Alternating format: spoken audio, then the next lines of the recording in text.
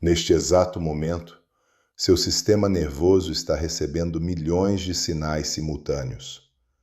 A pressão do tecido contra a pele, a temperatura do ar, os sons de fundo que você havia deixado de notar, a tensão acumulada no pescoço que você só percebe quando alguém menciona, o cheiro do ambiente, a sensação nas solas dos pés.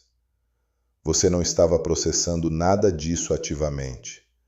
E agora, em fração de segundo, alguns desses sinais chegaram à consciência simplesmente porque eu os mencionei. Isso não é truque. É o funcionamento básico de uma estrutura neural chamada Sistema de Ativação Reticular Ascendente.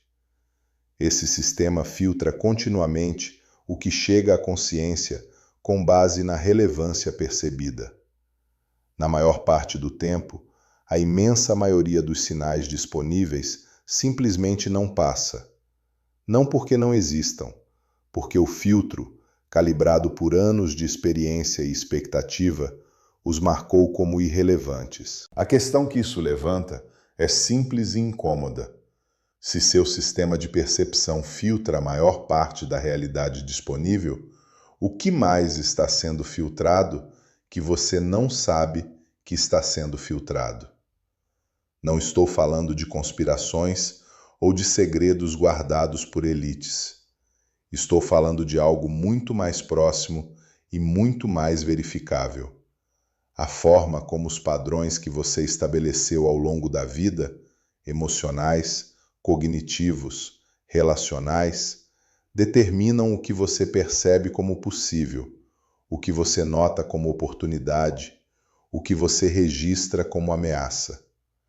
O cérebro não processa a realidade como uma câmera que captura o que está diante dela.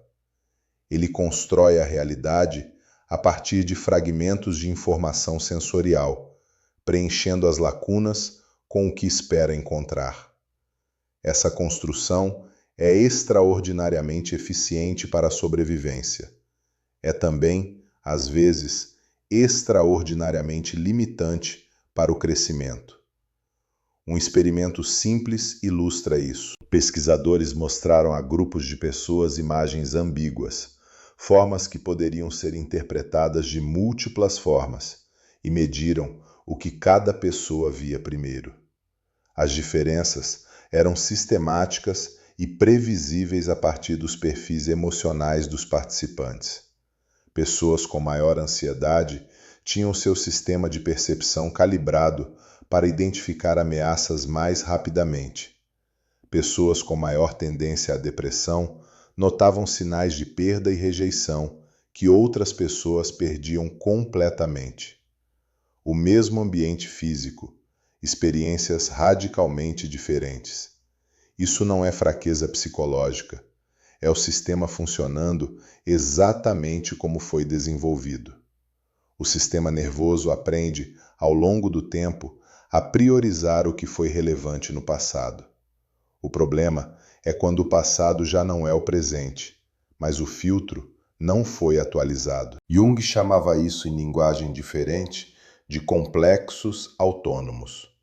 Padrões que se formaram em resposta a experiências antigas e que continuam operando de forma independente da consciência, como se tivessem vontade própria. Você encontra uma situação nova e o sistema de percepção, sem consultar a consciência, já a classificou como uma variante de algo que aconteceu antes. A reação emocional chegou antes que você tivesse tempo de analisar. Isso explica uma coisa que a maioria das pessoas já experienciou e raramente consegue articular: a sensação de estar repetindo os mesmos padrões em contextos diferentes. A relação que parece diferente, mas termina igual. O projeto que começa com entusiasmo e encontra os mesmos obstáculos internos de sempre. A oportunidade que você reconhece só depois que passou. Não é falta de inteligência, é o filtro operando. O que a neurociência contemporânea deixou claro é que esse filtro não é fixo. O cérebro continua se reorganizando ao longo de toda a vida em resposta à experiência. A neuroplasticidade, que por décadas foi subestimada pelos neurocientistas que acreditavam que o cérebro adulto era essencialmente estático, é hoje uma das descobertas mais sólidas e mais bem documentadas da neurociência. Mas neuroplasticidade não significa que a mudança é fácil ou rápida. Significa que ela é possível. São coisas muito diferentes. O filtro que você usa agora foi construído por repetição. Experiências que se repetiram com suficiente intensidade emocional criaram padrões que o sistema consolidou como verdades operacionais. Para construir filtros diferentes, você precisa de algo equivalente. Prática repetida, com suficiente engajamento emocional, por tempo suficiente para que os novos padrões se consolidem. Aqui está onde a maior parte das abordagens de desenvolvimento pessoal falha. Elas oferecem insight sem prática. E insight sem prática não muda o filtro. Você pode compreender completamente que está repetindo um padrão e continuar repetindo, porque compreender opera em uma camada diferente da que governa o comportamento automático. Os estoicos entendiam isso há mais de 2000 anos, sem o vocabulário da neurociência. Não prescreviam que você compreendesse a impermanência intelectualmente. Prescreviam que você a praticasse deliberadamente, todos os dias, antes que o dia começasse. Marco Aurélio, que governou um dos maiores impérios da história, escrevia para si mesmo todas as manhãs. Não para publicação, para treino. Cada entrada era ele trabalhando ativamente para internalizar princípios que sabia serem verdadeiros, mas que o comportamento automático ainda não refletia. A distância entre saber e ser era o campo de trabalho. O que isso significa na prática? Começa com algo muito mais simples do que qualquer técnica elaborada. Aprender a notar o filtro em ação. Quando você sente uma reação emocional automática a uma situação, há uma fração de segundo antes de a reação se consolidar, em que é possível notar que a reação está chegando. Esse espaço, descrito pelos budistas como gap entre estímulo e resposta, é onde toda a liberdade que existe efetivamente existe. Não é um espaço grande, no início. É uma fissura. Mas fissuras, com prática, se tornam aberturas. O filósofo Viktor Frankl, que sobreviveu aos campos de concentração nazistas e fundou a logoterapia a partir dessa experiência, descreveu isso com precisão. Entre estímulo e resposta existe um espaço. Nesse espaço está o poder de escolher nossa resposta. Em nossa resposta está nosso crescimento e nossa liberdade. Frankl não estava descrevendo um ideal. Estava descrevendo o que observou ser possível em condições de extrema adversidade. Se esse espaço existe nas condições que ele viveu, existe certamente nas condições que a maioria de nós enfrenta. A questão não é se o espaço existe, é se você desenvolveu a capacidade de habitá-lo. Essa capacidade é o que todas as práticas contemplativas sérias estão desenvolvendo, independentemente de tradição ou vocabulário. A meditação budista chama de atenção plena. Os estoicos chamavam de prosote, atenção a si mesmo. Jung chamava de reflexão. A psicologia cognitiva contemporânea chama de metacognição. Vocabulários diferentes para o mesmo desenvolvimento. A capacidade de observar seus próprios processos em vez de simplesmente ser dirigido por eles. Isso não é o objetivo final, É o ponto de partida. Porque antes de poder modificar um padrão, você precisa ser capaz de vê-lo. E ver um padrão que opera automaticamente, abaixo do limiar da consciência habitual, exige precisamente o tipo de atenção que a maioria das pessoas nunca desenvolveu deliberadamente. Quero trazer aqui algo que raramente aparece quando se fala de filtros perceptuais e padrões automáticos: a dimensão corporal desse processo. A maioria das discussões sobre percepção e mudança de padrões trata isso como um fenômeno exclusivamente cognitivo. Você tem pensamentos que formam padrões, você aprende a observar esses pensamentos, você gradualmente cria espaço entre estímulo e resposta. Tudo bem descrito, mas incompleto. O filtro não opera apenas na mente, ele opera no corpo.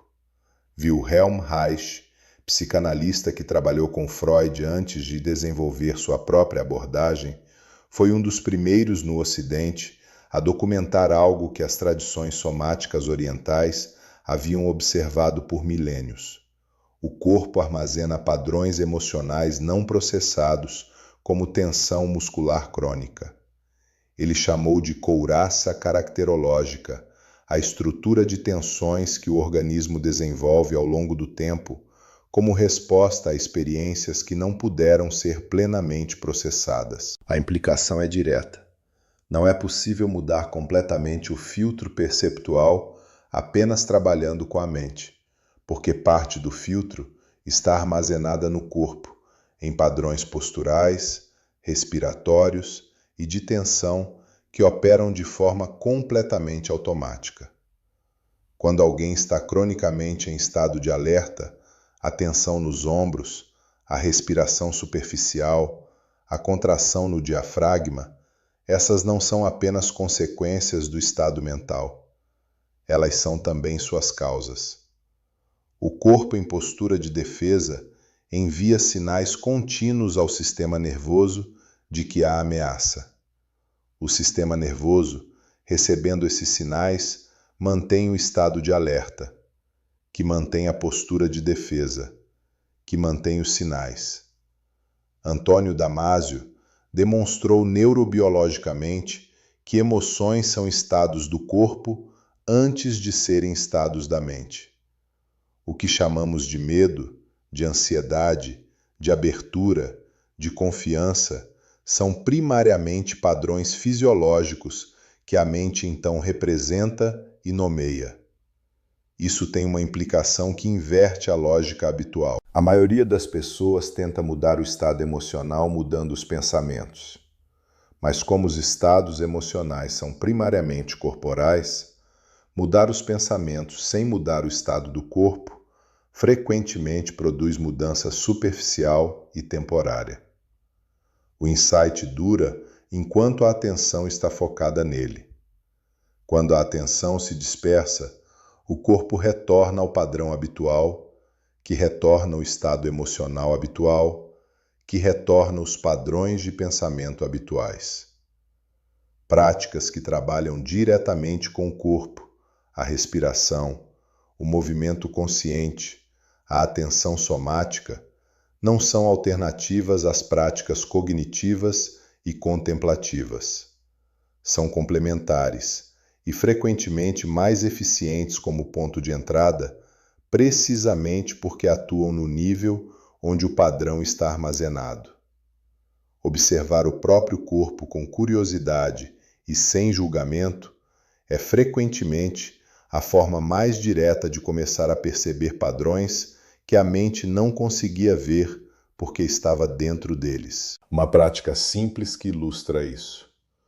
Pause por um momento e faça um inventário corporal honesto. Onde está a atenção agora? Qual é o padrão da sua respiração? Há regiões do corpo às quais você raramente dirige atenção? O que você nota quando a atenção vai para lá? Não para mudar, apenas para notar. A notação honesta, sem pressa de intervir, é em si uma prática que desenvolve a capacidade de perceber o que o filtro normalmente exclui.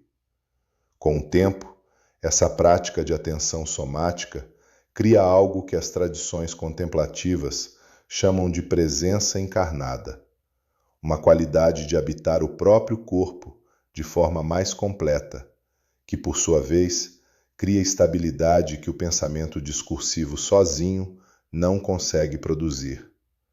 É esse tipo de estabilidade, construída de dentro para fora, que permite que o espaço entre estímulo e resposta se torne progressivamente mais amplo. Não como conquista do ego sobre o ambiente, como desenvolvimento genuíno da capacidade de permanecer presente com o que é, sem precisar que seja diferente. Há ainda uma dimensão desse trabalho que considero fundamental e que a maioria das abordagens de desenvolvimento pessoal sistematicamente ignora: a dimensão relacional do filtro. O filtro perceptual não foi construído em isolamento, foi construído em relação. As experiências que mais profundamente moldaram sua forma de perceber o mundo aconteceram na presença de outras pessoas, especialmente nas relações mais formativas dos primeiros anos de vida. Stephen Porges, que desenvolveu a teoria polivagal, documenta como o sistema nervoso humano está constantemente avaliando o ambiente social em busca de sinais de segurança ou ameaça, num processo que opera completamente abaixo do limiar da consciência. Essa avaliação, que ele chama de neurocepção, precede e determina em grande parte qual estado o sistema nervoso vai habitar em qualquer situação. Se você cresceu em ambientes onde a conexão era associada à ameaça, onde se abrir tinha consequências dolorosas, onde a vulnerabilidade era perigosa, seu sistema nervoso aprendeu a perceber conexão e abertura como sinais de perigo.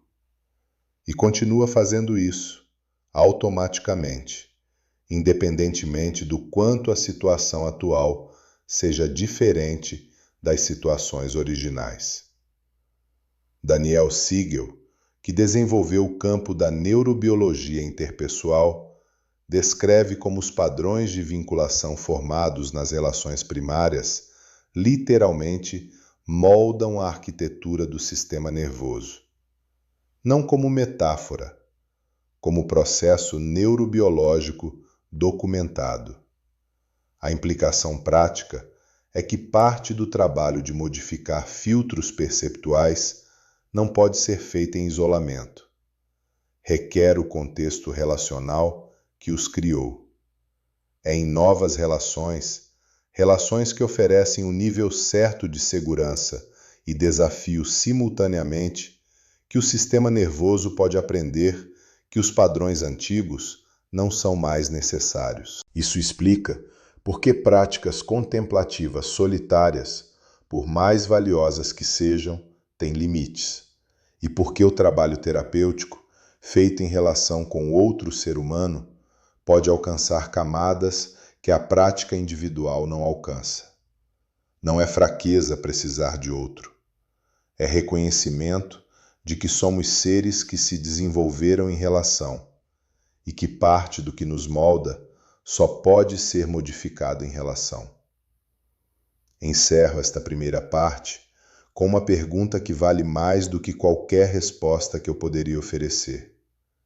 Nos últimos 7 dias, em quais momentos você agiu de forma completamente automática, sem espaço entre o estímulo e a resposta, e só depois percebeu que poderia ter agido diferente? Não para se julgar, para começar a cartografar o território onde o filtro opera com mais força. Porque o mapa nesse trabalho não é o território, mas sem o mapa você não sabe onde está. Na próxima parte, vou entrar em algo que considero uma das questões mais importantes e menos discutidas com honestidade nesse campo. Por que a atenção em si é transformadora e não apenas instrumental para a transformação.